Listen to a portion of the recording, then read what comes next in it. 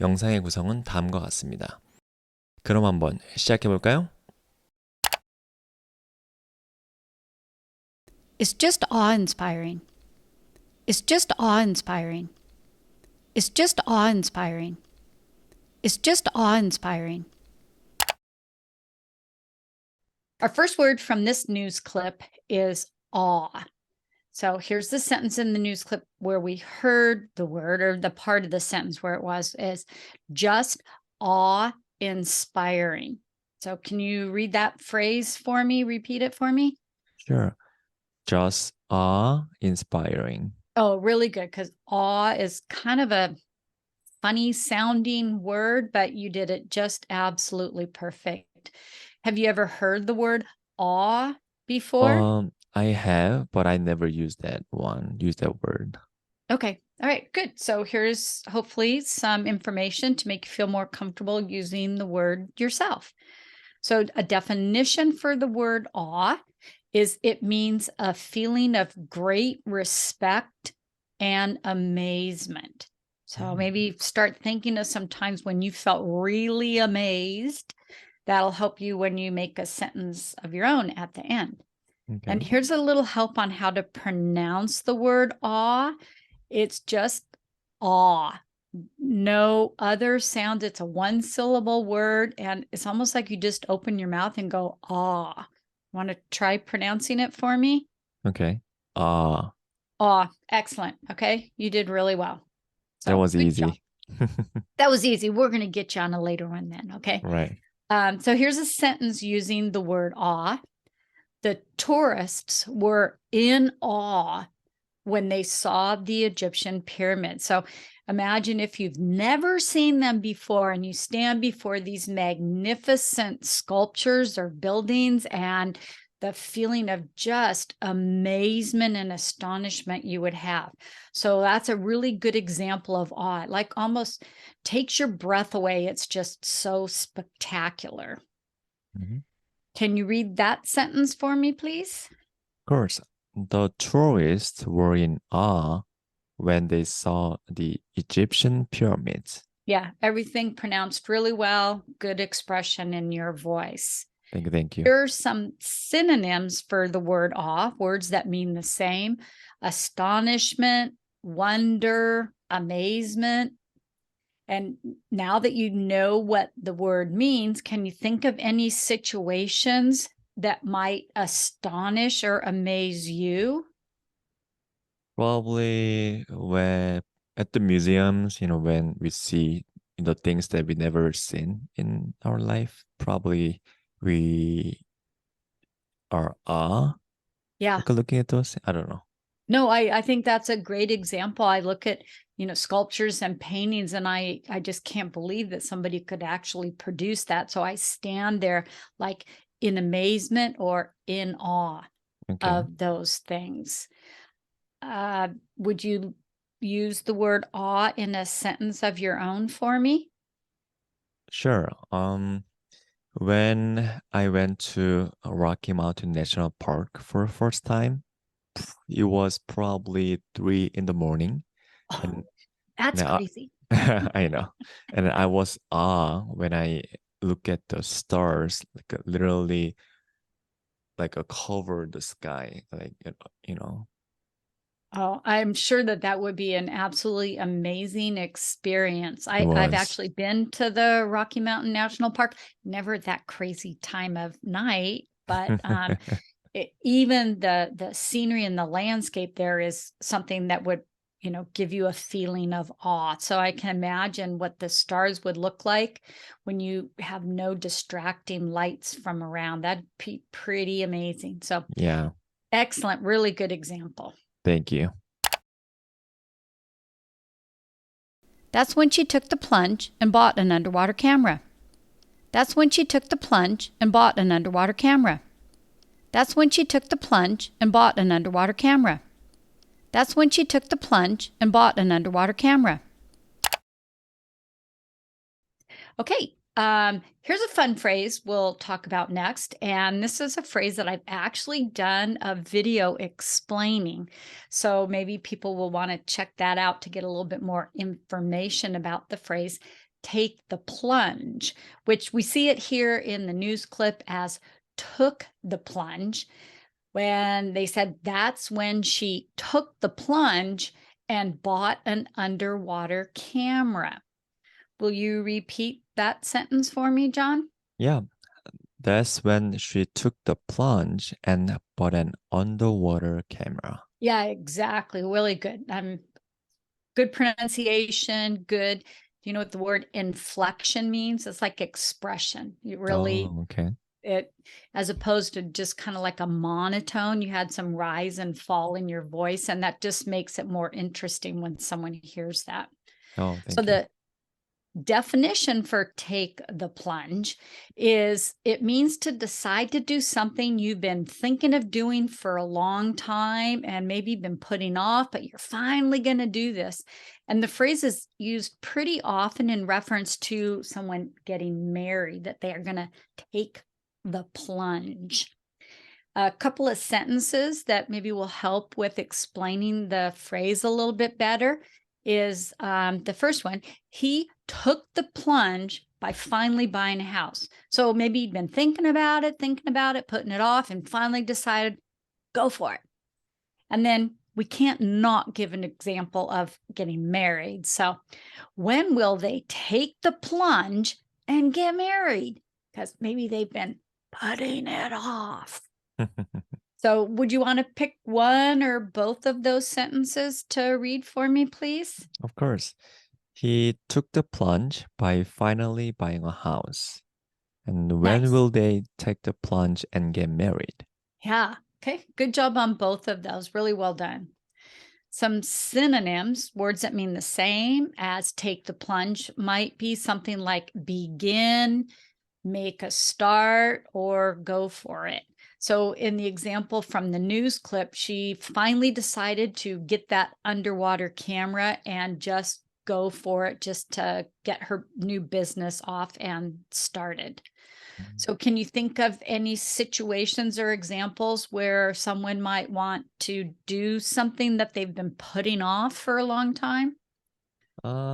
Definitely marriage and what is it? Something very expensive. Oh yeah, Well, that's a great example. A yeah. purchase like that. Yeah. Yep. So using one of those examples, would you maybe put that into a sentence for me? A sentence of your own? Let me see. Finally, I took the plunge and bought $3,000 laptop. Ooh, did you really do that? It's not true. Yeah, it's Oh, not okay. true. It was just a sentence. I Okay. wish. Yeah. Well, I did. I finally took the plunge and bought a new computer like maybe 8 months ago. Oh, So really? I think that would be a very good real life example for taking the Yes. plunge, an expensive purchase. Yeah. Gotcha. Good thing you didn't say you took the plunge and finally got I did married. not. Yes. Your wife might not like that.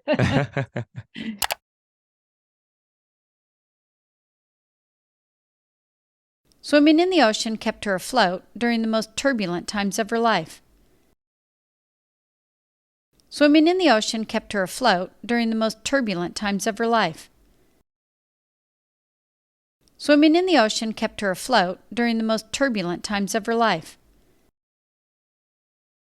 Swimming in the ocean kept her afloat during the most turbulent times of her life.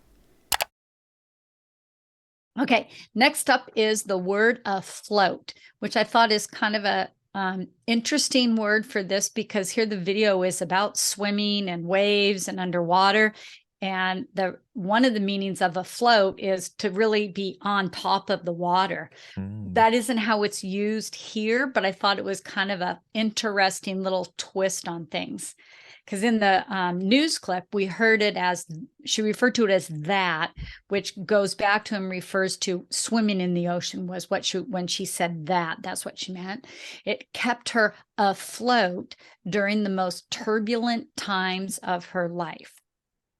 Would you read that sentence for me, John? Yeah, that kept her afloat during the most turbulent times of her life. Yeah, try afloat one more time. Break it into 2 syllables. Not a for some reason, but afloat. Afloat. Afloat. Yeah. Afloat. Afloat. And try turbulent again. Turbulent. Yeah, that was really good. Okay. So here's a definition of afloat.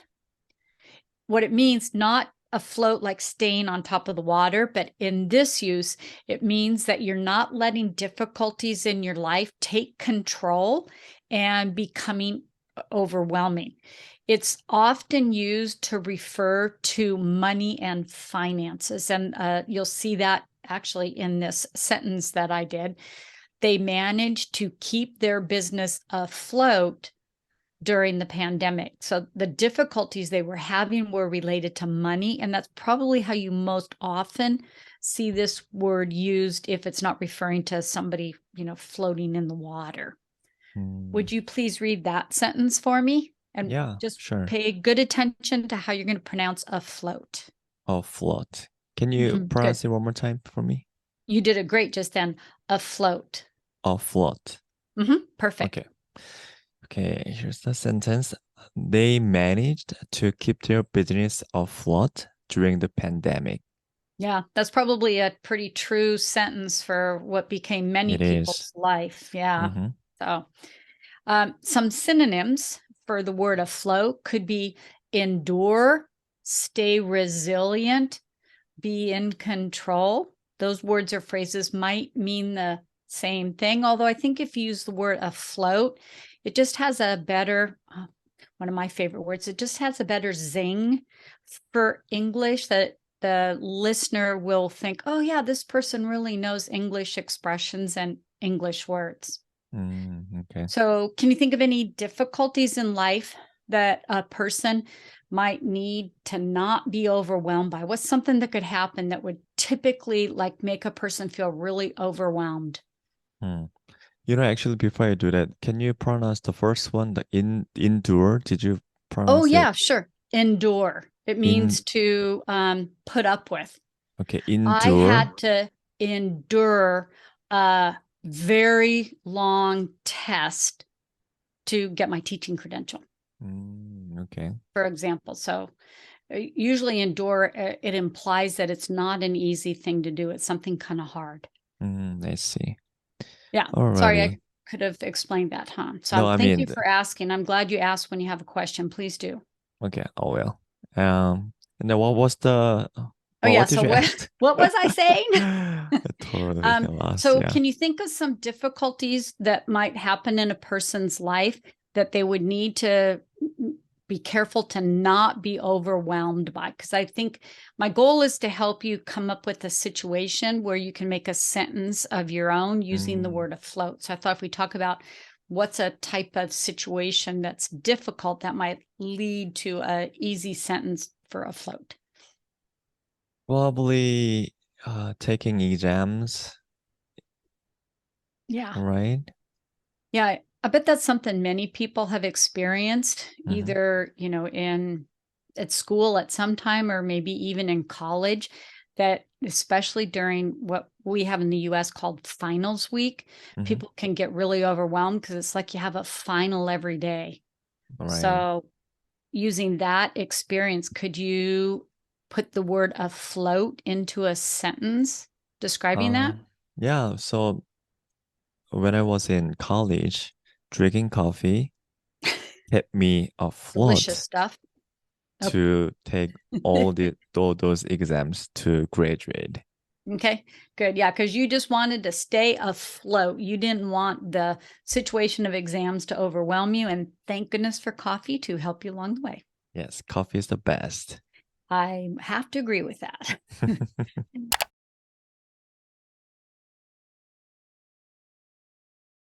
Their quest for equity and equal pay in the sport. Their quest for equity and equal pay in the sport. Their quest for equity and equal pay in the sport. Their quest for equity and equal pay in the sport. Okay, so here we have the word quest, which appeared in the news clip in the sentence, their quest for equity and equal pay in the sport. Mm-hmm. Will you read that sentence for me, please? Yeah. Their quest for Good. equity and equal pay in the sport. Yeah, everything pronounced really well there. Say it one more time and try to make it as smooth as possible. Their quest for equity and equal pay in the sport. Good job. Okay, well done. And if you don't know, here's what quest means. Quest means usually long and sometimes challenging pursuit for something. So in the sentence from the news clip, they were looking to be treated equally and to have equal pay in their sport. So that was their challenging pursuit. So it doesn't have to be like a quest for treasure, something that you can actually put your hands on. It could be something more, well, the word I'd like to use is intangible. So something you can't necessarily touch, more like a feeling or a consideration. Mm. Here's a sentence with quest. The team's quest for victory came to an end when they won the tournament. So their search was for trophy, for perfection, for winning. And so that was their quest in this example. I see. Would you please read that sentence for me? Sure. The team's quest for victory came to an end when they won the tournament. Yep, well done. Good job. Okay. Here's some synonyms. No, not synonyms. The word I'd really like to use is synonyms for quest, which would be like search, pursuit, exploration. Can you think of some things that a person might search for or pursue? Either tangible, I can touch them, or intangible, I can't touch them. Probably financial success. Oh, good example. Yeah. So how would you put that into a sentence using the word quest? It seems like a long shot for me to be financially successful for the future. I don't know, does it make sense? Well, that makes sense, But I but didn't use the word, but right? you didn't use the word quest. Oh my gosh. Oh, how about this one? A long time ago, the quest people were looking for was finding gold. Oh, excellent example, because that is very true. Why, hundreds of years ago, certain countries went to other places was their quest for gold. So Right. good. And that would be tangible, right? I could touch gold, Mhm. as opposed to here, you can't touch equity or equal pay, but it's still something you can search for and desire for. Mhm.